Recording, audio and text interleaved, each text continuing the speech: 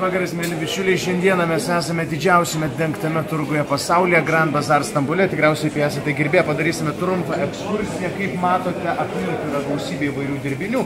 Lempos, odos dirbiniai, įvairūs indai ir aišku, štai tenais ant kalbo matome pagrindinę šio turgaus prekę, tai yra skaros, pagamintos iš šilko, iš kašmyro, iš netgi ožių barzdų. Ir netrukus pasuksime į pačią prabangiausią gatvę, kurioje tik tai yra aukso dirbiniai. Ir jau toje vietoje nuomos kainos vieno kioskelio per metus yra $300,000. Tai įsivaizduokite, kiek per dieną turi brangenybių parduoti čia dirbantys žmonės, kad galėtų tą sumą sumokėti.